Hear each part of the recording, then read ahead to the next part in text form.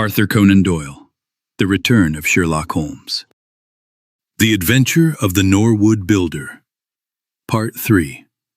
My friend did not eat anything, because one of his habits was that when he was very focused, he did not allow himself any food. And I have known him push himself so far that he almost fainted from hunger. At the moment, I cannot use my energy for digestion, he would say when I, as a doctor, warned him. So I was not surprised when he left his breakfast untouched and went with me to Norwood. A crowd of curious people were still standing around Deep Dean House, which looked exactly like the kind of suburban house I had imagined. Inside the gate we met Lestrade, his face red with success and his manner full of pride. "Well, Mr. Holmes, have you proved us wrong yet? Have you found your tramp?" he cried. "I have not reached any conclusion yet," my companion answered. "But we reached ours yesterday, and now it is correct, so you must admit that this time we were ahead of you, Mr. Holmes." "You certainly look as if something important has happened," said Holmes. Lestrade laughed loudly. "You don't like losing any more than the rest of us," said he. "A man cannot always win, can he, Dr. Watson? Come this way, gentlemen, and I think I can finally prove to you that John McFarlane committed this crime." He led us through the passage and into a dark hall beyond.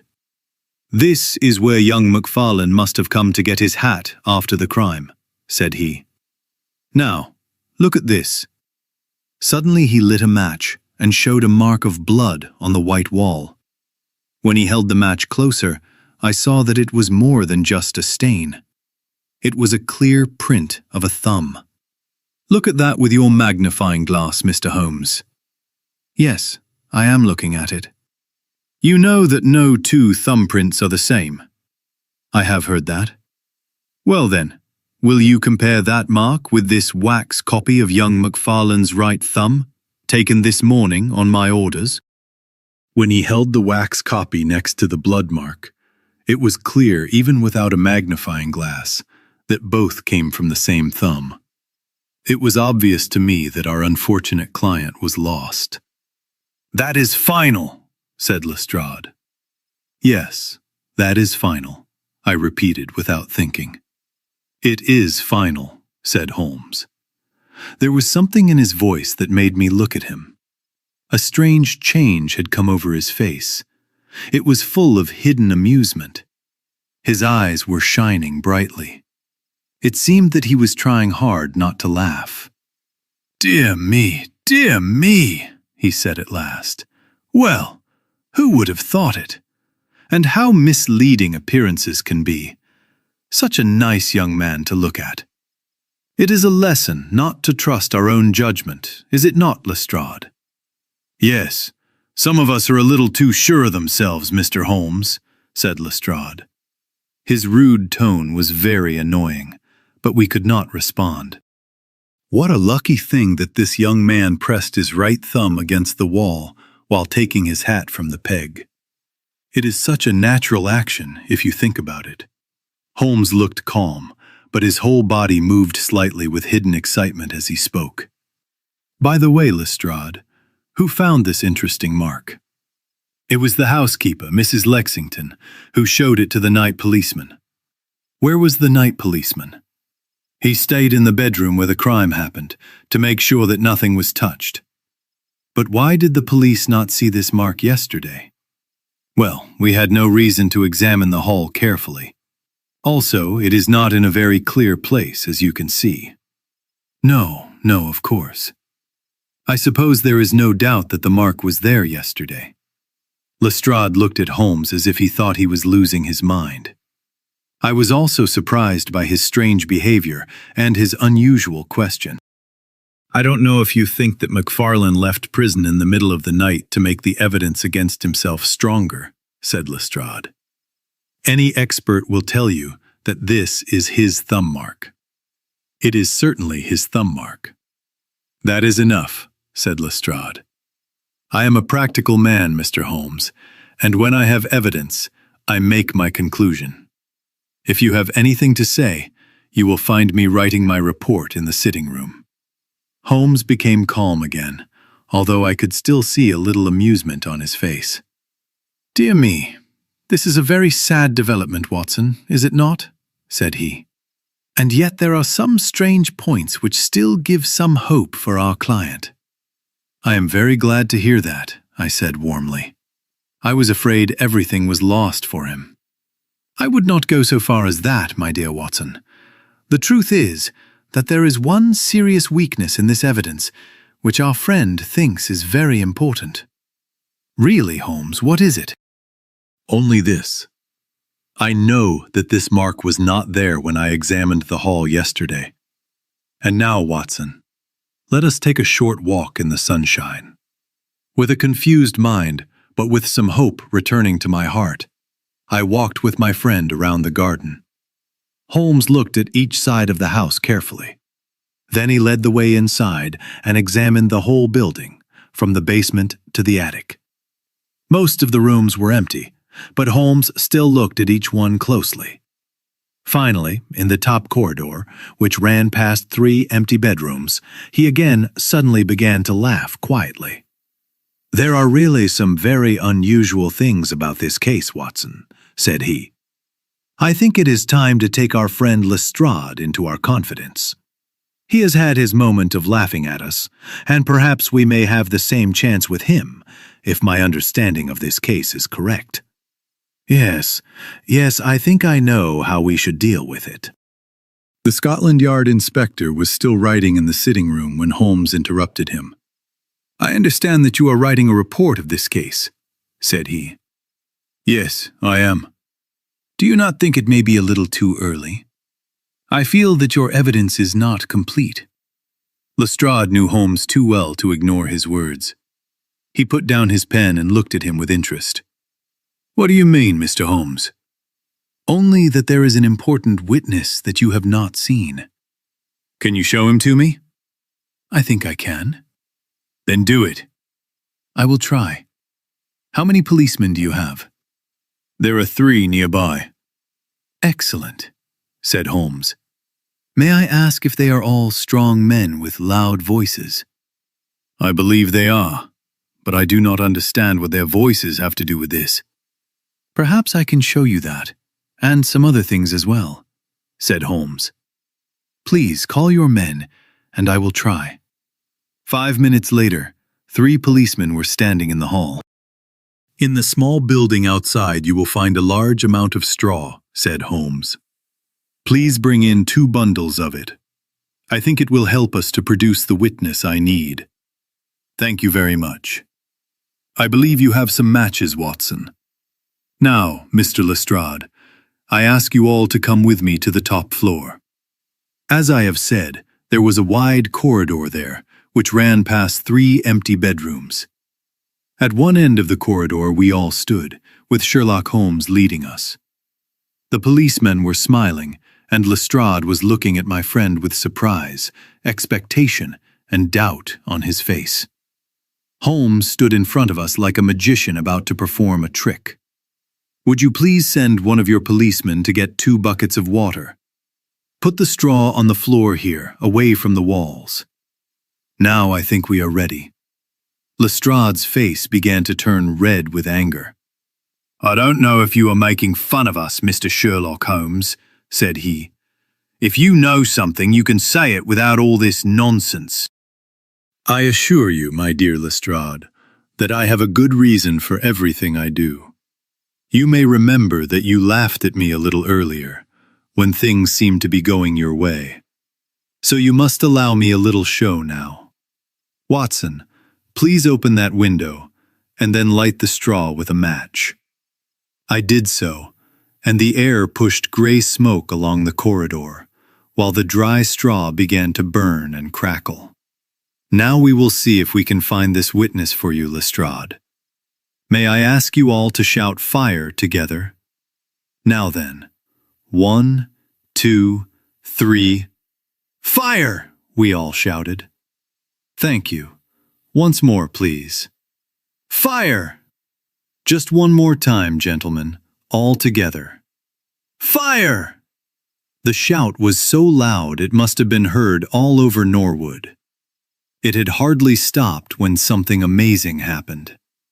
A door suddenly opened from what looked like a solid wall at the end of the corridor, and a small, thin man ran out of it, like a rabbit from its hole. "Excellent," said Holmes calmly. "Watson, pour a bucket of water on the straw." "That is enough.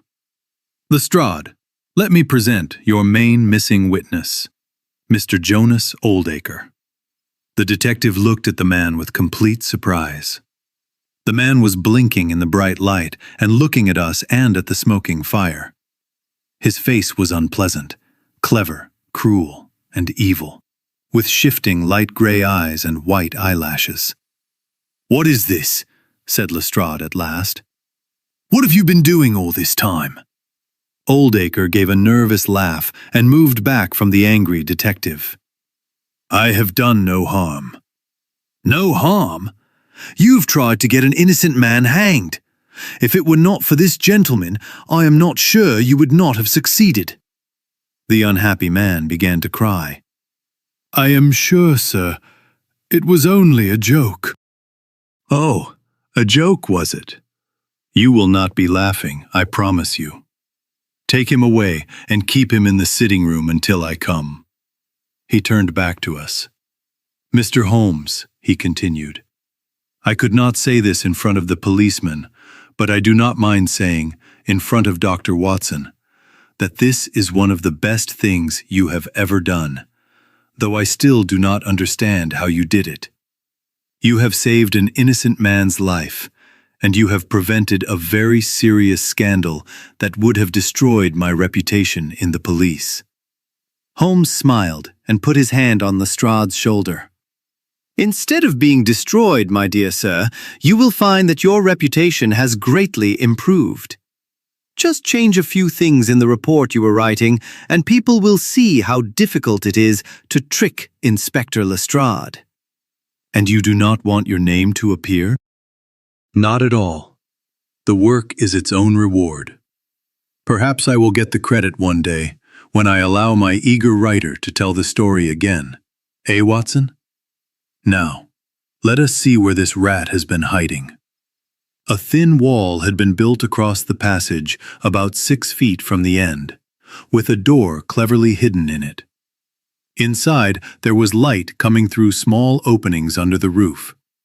There were a few pieces of furniture, some food and water, and also a number of books and papers. "That is the advantage of being a builder," said Holmes as we came out. He was able to make his own hiding place without help, except, of course, from that housekeeper of his, whom you should arrest at once, Lestrade. "I will follow your advice. But how did you know about this place, Mr. Holmes?" "I decided that the man was hiding in the house. When I measured one corridor and saw that it was 6 feet shorter than the one below, it was clear where he was. I thought he would not be able to stay calm if there was a fire alarm. Of course, we could have simply gone in and taken him, but I preferred to make him come out himself. Also, I wanted to confuse you a little, Lestrade, after you laughed at me earlier." "Well, you certainly got your revenge. But how did you know he was in the house at all?"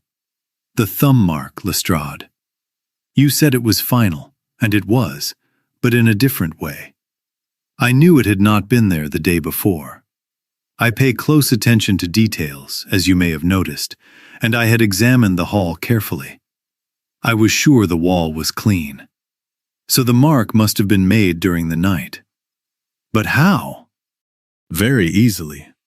When those packets were sealed, Jonas Oldacre asked McFarlane to press his thumb onto the soft wax. It would have been done quickly and naturally, so the young man probably does not remember it. Maybe it just happened, and Oldacre himself did not know how he would use it.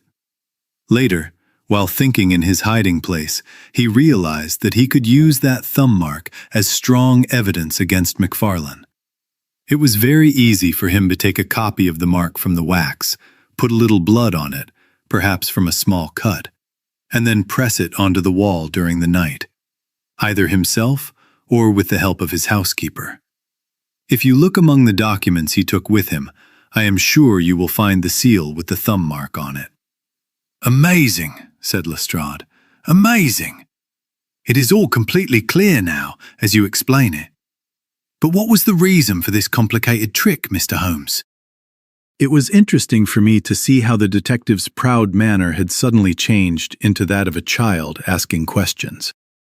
Well, I do not think that is very difficult to explain. The man who is waiting downstairs is very cruel, angry, and full of hate. You know that he was once rejected by McFarlane's mother. You do not? I told you that you should go to Blackheath first, and then to Norwood. Well, this insult, as he sees it, has stayed in his evil mind, and all his life he has wanted revenge. But he never had the chance. In the last year or two, things have gone badly for him. Secret business deals, I think, and he is now in trouble. He decides to cheat his creditors, and for this reason he writes large checks to a man called Mr. Cornelius, who is probably himself under another name. I have not yet followed these checks, but I am sure they were paid into a bank in a small town, where Oldacre sometimes lived under another identity. He planned to change his name, take the money, and disappear, starting a new life somewhere else. Well, that sounds possible. It probably came to his mind that by disappearing he could stop anyone from finding him, and at the same time take revenge on his former love, by making it seem that her only son had murdered him. It was a very clever and evil plan, and he carried it out very well. The idea of the will, which gave a clear reason for the crime, the secret visit that his parents did not know about, the leaving of the stick, the blood, and the animal remains and buttons in the woodpile. All of it was very well planned. It was like a trap from which it seemed impossible to escape. But he did not have the final skill of a true master. He did not know when to stop. He tried to improve what was already perfect, to make the case even stronger against his victim. And in doing so, he destroyed everything. Now, let us go downstairs, Lestrade. There are just one or two questions I would like to ask him. The evil man was sitting in his own room, with a policeman on each side of him. It was a joke, sir. Just a practical joke, nothing more, he kept saying. I only hid myself to see what would happen when people thought I had disappeared. And I am sure you would not think that I would let anything bad happen to poor young Mr. McFarlane. That is for a jury to decide, said Lestrade. In any case, we will charge you with conspiracy, if not with attempted murder. And you will probably find that your creditors will take the money in the bank account of Mr. Cornelius, said Holmes. The little man jumped and looked angrily at Holmes. I have to thank you for a lot, he said. Perhaps I will repay you one day. Holmes smiled calmly. I think that for the next few years you will be very busy, said he. By the way, what did you put into the woodpile besides your old trousers? A dead dog, or rabbits, or what? You will not tell? That is not very kind of you. Well, I think that a couple of rabbits would explain both the blood and the burned remains. If you ever write the story, Watson, you can say that it was rabbits.